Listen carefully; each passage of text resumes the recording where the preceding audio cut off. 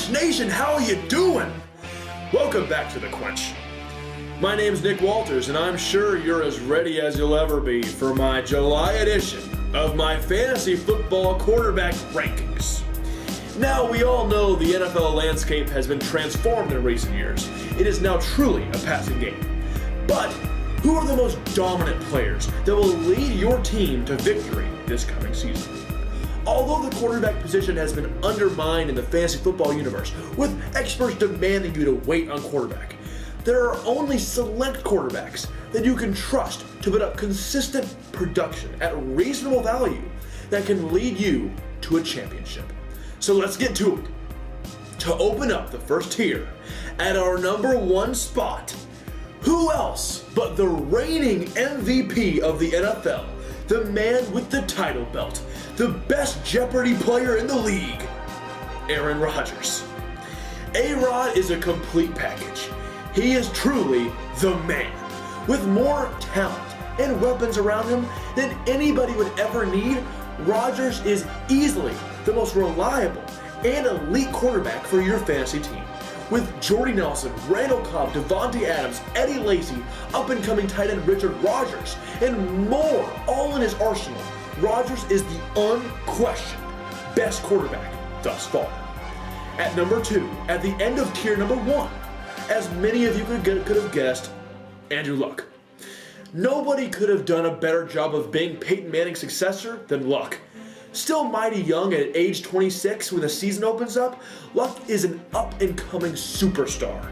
Despite Indianapolis Colt great Reggie Wayne retiring and Hakeem Nicks fleeing to Tennessee, the Colts were able to acquire Andre Johnson from the Texans and draft first-rounder Philip Dorsett out of Miami in order to solidify Luck's targets. With them, along with T.Y. Hilton, Dwayne Allen, Coby Fleener, Dante Moncrief, and newly added runner Frank Gore, Andrew Luck's stock is at an all-time high. Expect elite numbers out of the pass-happy offense in Indy, but Rodgers is simply just too talented to put Luck above him. Both players can successfully carry your team through the season. To start off tier number two, with the number three spot, the great big bounce back quarterback of 2015 with the best health and surrounding weapons he's ever had in his career, Cam Newton. Before last year's injury-riddled season, Cam had finished the third or fourth best quarterback in fantasy each year of his career, with physical freak Kelvin Benjamin now having a year under his belt. Greg Olsen still being the sturdy, reliable stud tight end he's always been, and newly added huge receiving phenom from Michigan, Devin Funchess, Cam has the best offense he's ever been in. Even despite the mega contract Cam received, the coaches are still urging that Cam will remain himself and be the dual threat quarterback we know that he is. While Newton's mechanics have improved greatly in the offseason, his running ability keeps him among fantasy football's best.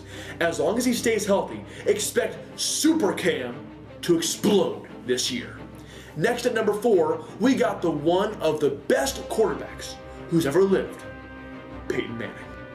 Last year, despite having a torn quad, Manning showed regression. He was not himself.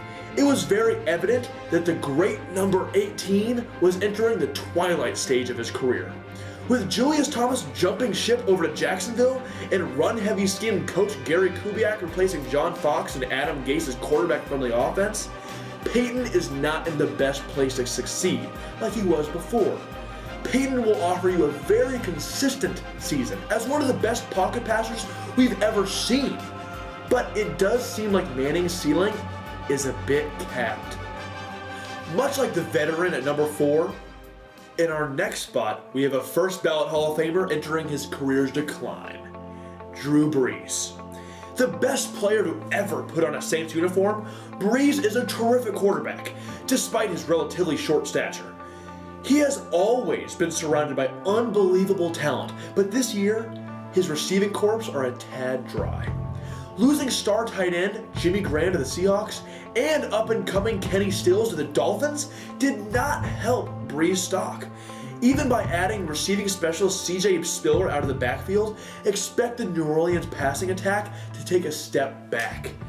Extremely versatile and talented Brandin Cooks is a wonderful centerpiece, don't get me wrong, but he may not be enough to keep Brees in his elite status alongside 32-year-old Marcus Colston, inexperienced Josh Hill, and unpredictable, drop-prone Nick Toon.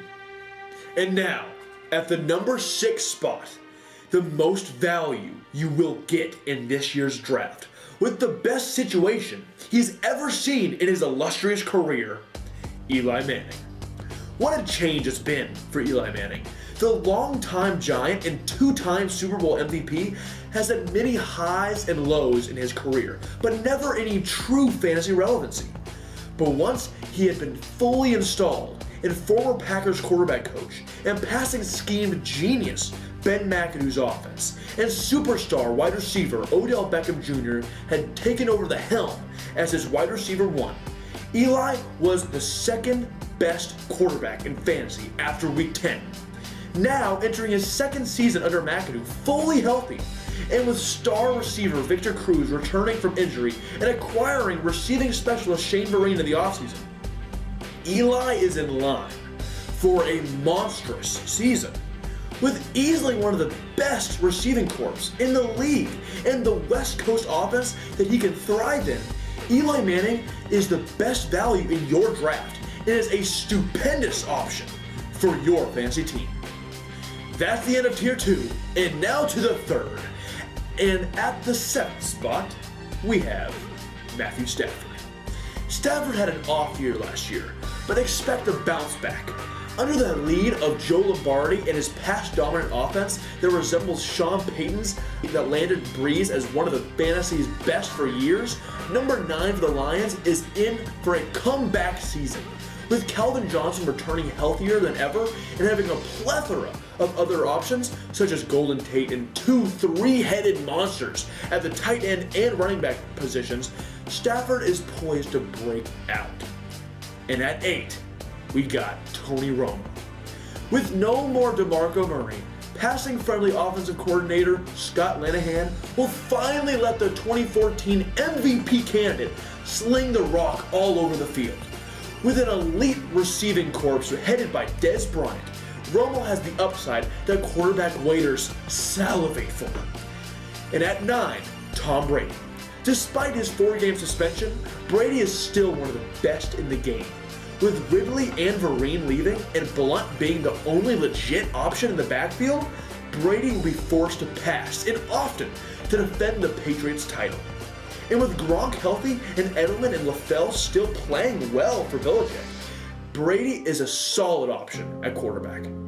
The next 2 I will show together because they are both available at awful value.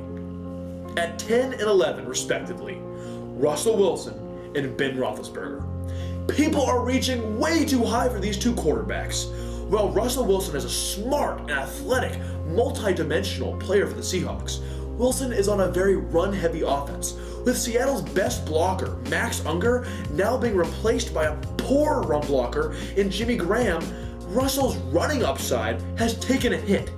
Defenses can key on Graham in the passing game due to the lack of receiving options Seattle owns besides him. Roethlisberger has never been one of fantasy's best, and last year's stats were skewed by 2 ginormous games. Ben is in an offense that wants to feed their star running back the ball. Neither Wilson nor Roethlisberger has the high ceiling kind of upside that fantasy owners should be looking for. Move on. Speaking of move on, it's rapid fire time. It's now time for the very low-end quarterback ones in deeper leagues and all of your best backup quarterback options. To commence our 4th tier at number 12, with Joe Philbin running his pass-happy system in Miami, we got Ryan Tannehill. Even with the losses of Mike Wallace and Brian Hartline and Charles Clay, the Dolphins added plenty with Jordan Cameron, Devontae Parker, and Kenny Stills. At 13, taking a significant dip, Matt Ryan. With new run-heavy scheme in Atlanta, Roddy White losing his spark at age 33, and with only Julio Jones to throw to, when he's healthy that is, Ryan's fantasy value is bleak. At 14, in Bruce Arians' brilliant passing offense, and with weapons all around him in Arizona, Carson Palmer. At 15, with improved mechanics and Torrey Smith now in town and Jim Harbaugh out, Colin Kaepernick.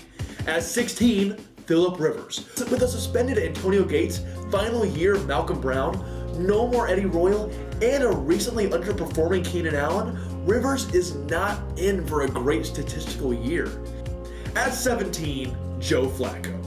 Even with Torrey Smith leaving, Mark Trestman has arrived in Baltimore, allowing Flacco to air it out more often. With new draftee Brashad Perryman and ageless Steve Smith leading the way, Flacco has some upside, but not the most reliable guy you can target. On to the fifth and final tier. At 18, Teddy Bridgewater. 19, Robert Griffin III. 20, Jameis Winston. 21, Sam Bradford. 22, Jay Cutler. 23, Andy Dalton. 24, Blake Bortles. And finally, at 25, Marcus Mariota. And that finalizes our list. Make sure you check out all the rest of the preliminary rankings for Quench Sports.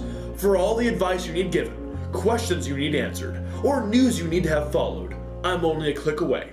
Comment on this video or find me on Twitter at Nick G. Walters. Best of luck out there in your draft and beyond. Thanks for watching. This is Nick Walters, signing out. Quench on.